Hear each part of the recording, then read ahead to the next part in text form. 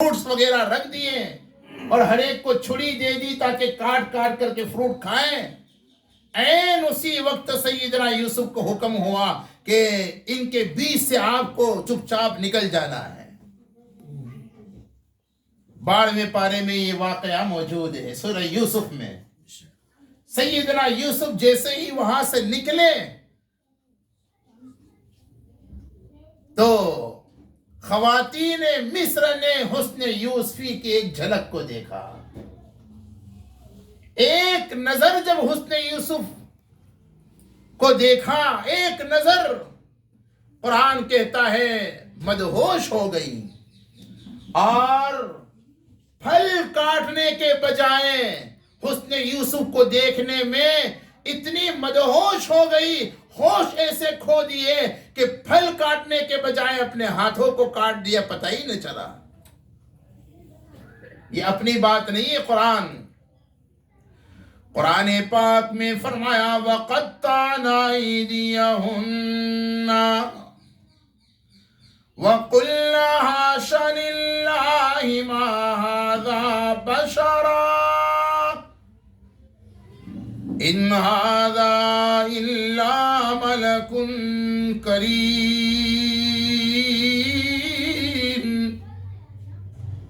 خواتین مصر نے حسن یوسفی کو جب دیکھا انہیں اپنا ہوش نہ رہا. پھل کاٹنے کے بجائے قرآن کہتا ہے قطعنا ایدیہن، اپنے ہاتھ کاٹ دیے اور قسمیں کھا کر کہنے لگی ما ھذا بشرا، اتنا حسین و جمیل ہم نے آج تک کبھی دیکھا ہی نہیں، اور اتنا حسین و جمیل کوئی انسان تو نہیں ہو سکتا، یہ تو نوری معلوم ہوتا ہے، یہ تو فرشتہ معلوم ہوتا ہے، ملک کریم. قرآن ہے نا. امی جان نے کہا تھا سیدہ عائشہ صدیقہ رضی اللہ تعالی عنہا، ماں بہنوں اس امت کی سب سے بڑی معلمہ تھی. یہاں معلمہ مدرسہ خدیجۃ الکبریٰ للبنات کے اس افتتاحی پروگرام میں حضرت قاری صاحب قبلہ محترم نے مجھے بتلایا کہ بہت سی معلمات بھی یہاں موجود ہیں. اللہ تعالی ہمارے مفتی اسلم صاحب کی خدمتوں، کاوشوں، کوششوں کو قبول فرما لے. آمین. ان کی فکروں کا یہ نتیجہ اور ثمرہ ہے جو ہمارے آنکھوں کے سامنے ہے. معلمات بھی ہیں، پڑھانے والی خواتین بھی ہیں، اور پڑھنے والی امت کی بیٹیاں بھی ہیں. خواتین اور معلمات کے لیے میں یہ عرض کر دینا چاہتا ہوں، اس امت کی سب سے بڑی معلمہ سیدہ عائشہ صدیقہ رضی اللہ تعالی عنہا ہے. سرکار دو عالم صلی اللہ علیہ وسلم کی حدیثیں جن صحابہ نے نقل کی ہیں ان میں ایک طبقہ ایسا ہے علماء محدثین اور محققین کے یہاں جن صحابہ سے 1000 سے زیادہ حدیث حضور کی منقول ہو ان کو مکثرین کہتے ہیں. تو علماء محدثین اور محققین فرماتے ہیں سیدنا ابو ہریرہ ہمارے بزرگوں سے ہم نے سنا حضرات صحابہ میں شیخ الحدیث تھے. حضور کی سب سے زیادہ حدیث ابو ہریرہ سے منقول تھی، اور اس کی بھی ایک وجہ ہے، اس میں ابھی جانا نہیں چاہتا. جیسے ہمارے محترم مخدوم حضرت قاری اقبال صاحب ادام اللہ فیوزہم نے اپنی زندگی کو دین کی تعلیم کے لیے وقف کر دیا. سیدنا ابو ہریرہ نے بھی یہ انہی کے روحانی شاگرد ہیں. ہمارے بہت سے اکابر ایسے رہے ہیں جنہوں نے اللہ کے دین کی دعوت کے لیے، اللہ کے دین کی خدمت کے لیے، علم کی نشر و اشاعت کے لیے اپنی زندگیوں کو وقف کر دیا، نہ اپنے آرام کا خیال، نہ اپنی بیماری کا لحاظ۔ میں دیکھتا ہوں مفتی اسلم صاحب دامت برکاتہم علینا کو، ابھی میں نے ہمارے محترم سے پوچھا، پتہ چلا اس بیماری اور معذوری میں بھی مسلسل مدرسے حاضر ہوتے ہیں اور حدیث پاک کی کتاب، عظیم الشان کتاب ابو داؤد شریف وغیرہ کا درس دیتے ہیں۔ اللہ تعالیٰ قبول فرما لے، آمین۔ ابو ہریرہ اس لیے حضور کی بہت سی روایتیں نقل کرتے تھے، سب سے زیادہ ان کا تو نہ گھر تھا نہ در تھا، درے رسالت پر پڑے رہتے تھے۔ وہ تو خود ہی فرماتے ہیں دوسرے صحابہ سے، حضرات انصار کھیتی باڑی میں عموماً مشغول رہتے تھے۔ مدینہ میں جو صحابہ دو ہی طرح کے تھے، انصار و مہاجرین، اور حضرات مہاجرین مدینہ کے بازاروں کو کتاب و سنت کی ہدایات کے مطابق آباد کیے ہوئے تھے۔ ابو ہریرہ فرماتے تھے نہ میں کھیتی باڑی کرتا نہ کاروبار کرتا، اس لیے حضور کی خدمت میں ہر وقت لگے رہتے ہیں، اپنی زندگی کو وقف کر دیا تھا۔ لہٰذا حضور کی سب سے زیادہ حدیث حضرت ابو ہریرہ سے مروی ہے، اور حضرت ابو ہریرہ کے بعد علماء فرماتے ہیں سب سے زیادہ حدیث اگر حضور کی مروی ہے تو سیدہ عائشہ صدیقہ رضی اللہ تعالی عنہ۔ غالباً علامہ سخاوی کی تحقیق کے مطابق 2210 حدیثیں تنہا سیدہ عائشہ رضی اللہ عنہا سے منقول ہے، کوئی معمولی بات ہے۔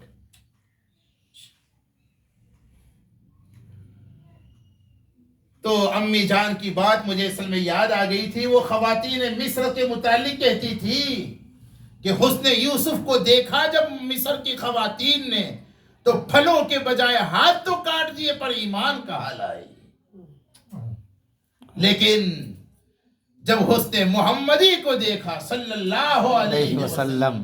اب ذرا یہاں یہ بھی بتلا دوں، محققین نے یہ بھی فرمایا، ہمارے علماء فرماتے ہیں کہ اللہ نے حسن کو بنا کر اولاً دو حصے کیے، ایک حصہ تو جیسا کہ ہم نے کہا ساری مخلوق میں، اور دوسرا آدھا حصہ سیدنا یوسف کو، لیکن سیدنا یوسف کو جو حسن دیا تھا اس کا 2 گنا حسن اللہ نے ہمارے آقا کو دیا تھا صلی اللہ علیہ وسلم۔ یہی وجہ ہے سیدہ عائشہ فرماتی تھی لواحی زلیخا، ہمارے والد گرامی اللہ تعالیٰ ان کی بال بال مغفرت فرما دے، حضرت مولانا صدیق صاحب رحمت اللہ علیہ، ابا جی سے یہ میں نے سنا تھا، وہ اسی لہجے میں پڑھا کرتے تھے، لواحی زلیخا لو رائن جبینہ لآثرن بالقطع القلوب علی الید۔ فرماتی ہیں کہ زلیخا والیوں نے، مصر والیوں نے، مصر کی خواتین نے حسن یوسف کو دیکھا تو ہاتھ تو کاٹ دیے لیکن ایمان کہاں لائی، اور عرب والیوں نے، مکہ والیوں نے، مدینہ والیوں نے حسن محمدی کو جب دیکھا تو پہلے ایمان لائی، پھر بعد میں محمد کے دین کی عظمت کو قائم کرنے کے لیے گردنیں کٹوا دی۔ ہاتھ کیا ہوتے ہیں؟ سبحان اللہ۔ بہرحال اپنی بات کی طرف آ رہا ہوں، سیدنا یوسف کو بھی اللہ نے جو عظمتوں سے نوازا حسن کی وجہ سے نہیں، علم کی وجہ سے، بے شک، ورنہ جب تک ان کے پاس صرف حسن تھا علم نہیں تھا، فتنے میں مبتلا ہو گئے، حتیٰ کہ اسی حسن میں کی وجہ سے وہ جو فتنے میں مبتلا کا مطلب یہ ہے کہ آزمائش سے گزرنا پڑا، بے شک، اللہ نے آپ کو محفوظ رکھا۔ زلیخا کی چال بازیوں اور مکاریوں اور بدکاریوں سے، لیکن تفصیلات میں نہ جاتے ہوئے زلیخا آپ پر فدا ہوئی اور اس کی وجہ سے جو آپ پر حالات آئے، فتنے سے یہ مراد جی نعوذ باللہ کوئی گناہ اور نعوذ باللہ کوئی بدکاری نہیں. آپ نے یہ مناسب سمجھا کہ میں جیل میں چلا جاؤں. جی چنانچہ تفصیلات ہے، اس حسن کی وجہ سے تو آپ کو فتنے میں مبتلا ہونا پڑا، حتیٰ کہ جیل تک جانا پڑا. لیکن پھر جب اللہ رب العزت نے جیل ہی میں سیدنا یوسف علیہ السلام کو تمام علوم سے تو نہیں لیکن علم کے ایک حصے سے نوازا، تعبیر الرؤیا کا جب علم عطا کیا، دیکھیے علم یہ سارا علوم نہیں ہے، علم کا ایک حصہ ہے.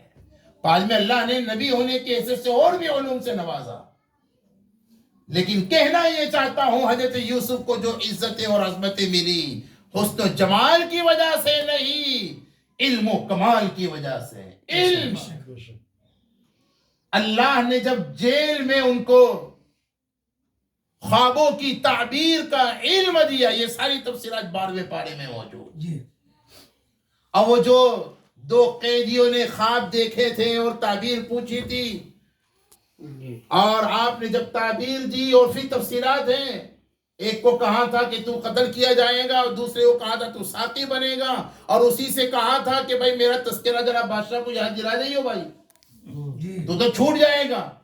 وہ دوسرا بھول ہی گیا مجھے یہاں بھیج کر، اور اللہ نے بھلا ہی دیا تھا. وہ بھی بڑی زبردست سیدنا یوسف کے جو واقعہ ہے، بڑی حکمتیں ہیں، اس کو ایک آدھ مجلس میں بیان کرنا تو ممکن نہیں ہے تقریباً.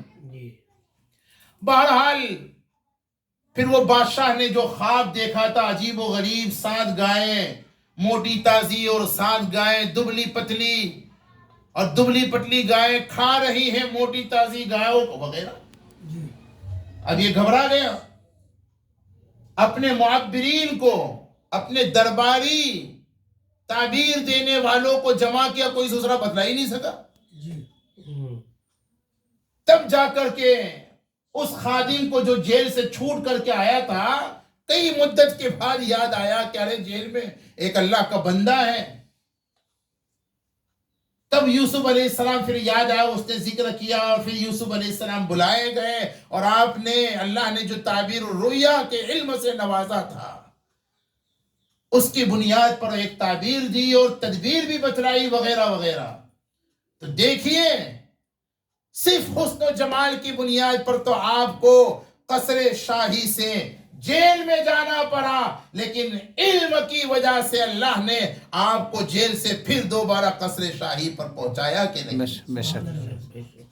علم حاصل کیجیے. اللہ نے یہ جو پہلا پیغام اپنے کلام میں دنیا انسانی